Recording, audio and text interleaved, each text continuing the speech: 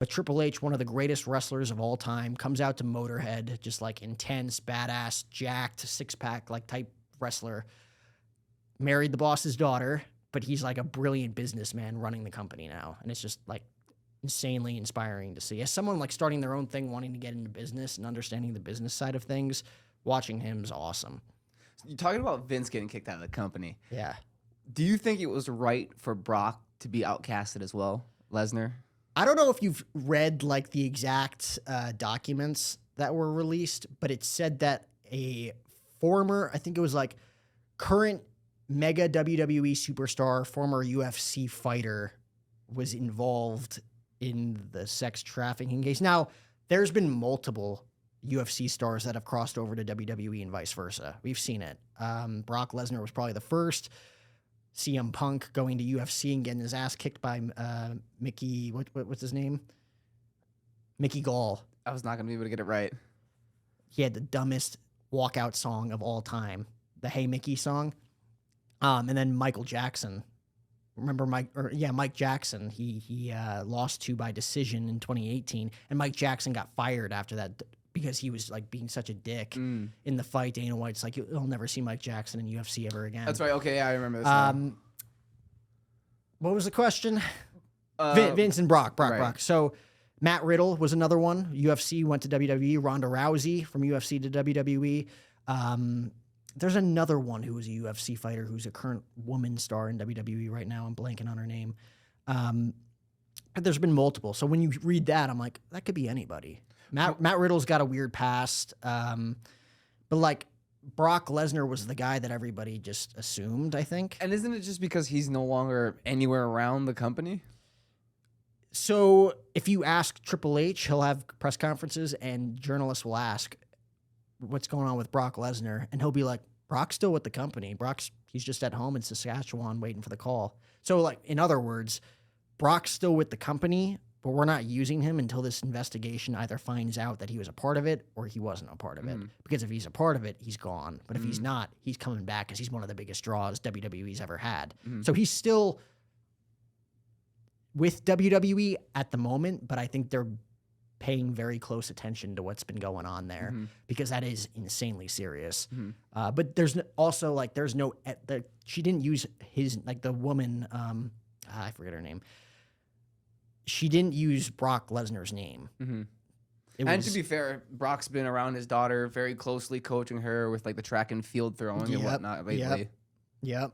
That's interesting. I haven't heard anybody make that distinction recently. I mean, that's just what I've read too. You know, like they didn't use his name, but also it is like you can't, because if he is home and they're not using him, it was him. And I think people suspect that maybe he did have something to do with it. I don't know, but time will tell. I think they're trying to salvage all of that privately moving forward instead of publicly, but I don't know. I hope he wasn't a part of it because he's such a draw. Right. And there's so many big breakout stars in WWE right now that he would have a phenomenal match with in the ring. There was this group called the Steiner Brothers in WWE, just jacked athletes. And they have a nephew whose name is Bronson Steiner, who goes by Braun Breaker in WWE. He's got the Brock build, but he's like 5'10", former running back for the Baltimore Ravens too. Okay, just insane agility, but also insane strength, kind of like Brock. Where like Brock's like 280 or whatever, but he also can run like a cheetah. Like I don't even know how do you even teach that? Can't. He's just a different breed of a human being. Just a different human being, right? There was one quote. There's two quotes from Brock Lesnar that are my two favorite quotes in the entire world. One, he did a promo with a guy named Heath Slater on Monday Night Raw. Heath Slater's whole gimmick at the time was that he was broke and he needed a big match because he's like, I got kids. He's got like 9 kids, right? He's like, I got kids, man. I need to support. And Brock's like, you got kids? I got kids. Get in the ring, man. And gets in the ring. And Brock Lesnar's a heel, a bad guy at this time. So like, oh, what's Brock going to do? And Brock never talked either. So Paul Heyman, who's like a great manager, was Brock Lesnar's manager and did all the talking for him, but Brock grabbed the mic. He's like, you got kids? I got kids. Get in the ring. Let's talk it out. Heath Slater gets in the ring. Brock steps right up to him, looks him dead in the eye, and just goes, I don't give a shit about your kids. Like, and this isn't an era of WWE where it's PG. Like, you don't say shit like that on national television. So the crowd just, like, blows up, and then Brock Lesnar just beats the crap out of this Heath Slater guy. The other one was, I think it was like right before SummerSlam, because this was in a time where Ronda Rousey just came over, Brock, obviously. This was when Brock fought Mark Hunt at UFC 200, which was like a crossover deal because he was with WWE at the time. But Vince McMahon allowed Dana White to let Brock fight, which turned out to be a big miss because Brock failed his drug test and then Mark Hunt won, right? After the decision was turned. And Brock Lesnar was talking about the possibility of Conor McGregor coming over to WWE because Conor McGregor is talking shit on Twitter all the time, right? At the time, it was Twitter. It's X now, but it's still Twitter, right?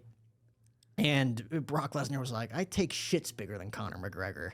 He's not going to kick anybody's ass if he comes over here, which is so true because when you think about it, Conor has made most of his money with his mouth, but he is like 5'8", 150 pounds. Like, I mean, he's like 190 now from the pictures that I've seen. But like, those are my Brock Lesnar whenever he gets on the microphone because he doesn't talk a lot. It's not his strong suit, but when he does talk, it's just entertaining as hell. He's just like that country cowboy. Yes, I love still hearing it. You can hear that farm boy. Because now he's got like the faux hawk thing where he has like the rest of his head is shaved like mine, but up top he like grew out his hair and put it in a ponytail. And he looks like a Viking. And he has the big beard. That's just right. Looks like, I'm like, dude, that guy is just a world beater. Like, who in their right mind would ever piss that guy off?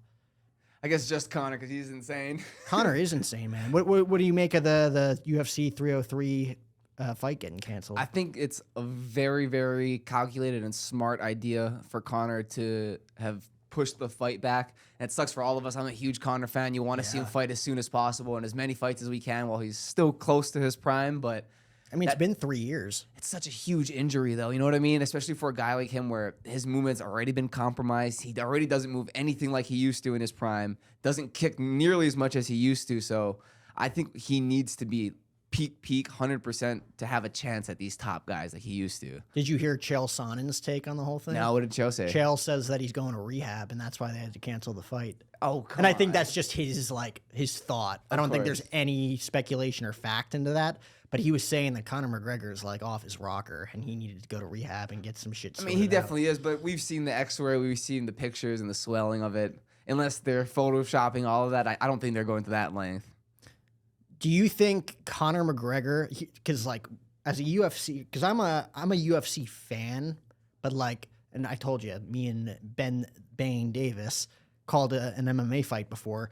I'm not great with like the technicality and terminology. I've also been told by like a dozen people in the last year that I sound just like John Anik. And I don't know if that's a compliment or I'll take it as a compliment. There is a little bit of Anik there. It's a huge compliment. He's one of the best commentators of all time. Because if anybody needs me, I'm there. I got to start making content where it's like I take UFC fight clips and just take out his voice and then I just verbatim say what he says and see if people can tell the difference. Do you think that, because as a fight fan, I'm watching the press conferences, because a lot of these guys who make the big money are the guys that can market themselves, which makes UFC so interesting in comparison to other sports. Like, you can't compare UFC and WWE. They're completely different entities, and I feel like people compare them for some reason, because like one's fake fighting, one's real fighting. I don't know. I think it's when they're so far from real fighting and from, I guess, even wrestling, they have no idea what they're looking at. Exactly, right? I think the UFC, despite how good of a fighter you can be in that cage, and I've interviewed a lot of UFC fighters that are awesome in the cage. Justin Gaethje, Tracy Cortez, who's out in Phoenix, great fighter. Yes, amazing fighter. Hottest fighter on the roster, possibly. Yeah, she's pretty cute. Very sweet, too. One of the sweetest women ever. I bet it's sweet. Conor McGregor, I can think of off the top of my head. Chael Sonnen is another one. Those are the top two guys I think on the mic are the best trash talkers in the game. The best of all time. Who else do you think would be in that category? Because I don't think anybody else can carry a fight headline-wise like Conor McGregor could. Even though, as a WWE enthusiast, you look at the well-scripted promos that The Rock can do, and Stone Cold Steve Austin, John Cena, unbelievable on the microphone. Conor McGregor says things that are off color that get people to pop, but like he's not very articulate. You know, he like, might not be. I don't know, man. The early days of Conor McGregor, like 2013, 2014, 2015, those days were insane. Yeah, well, because he was fired up. He was on his way up, and people were like, "Who is this guy?" Firing off. I remember 2016 UFC 205 Alvarez versus McGregor. We went to the press conference, and Conor showed up late on purpose, and we were just waiting for him. Like they had started the press conference already, and all of a sudden you just see him like coming with his giant fur coat. And he's just like, sorry, I'm late. I just don't give a fuck. And everybody's just like, yeah. Like we're all in high school, just like losing our minds. It was a free press conference at Madison Square Garden.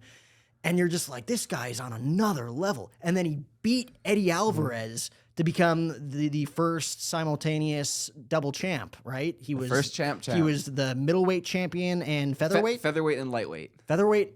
Is there a middleweight champion? Is that a there is? It's just a heavier weight. 50. Okay, he was that champ at 45 and 55. 55. Okay, and it was the 55 matchup with Eddie Alvarez, right? And I remember that was the infamous, just like, I would like to take this time to apologize to absolutely nobody. The double champ does whatever the fuck he wants, and the entire crowd goes nuts again. Funny story about UFC 205.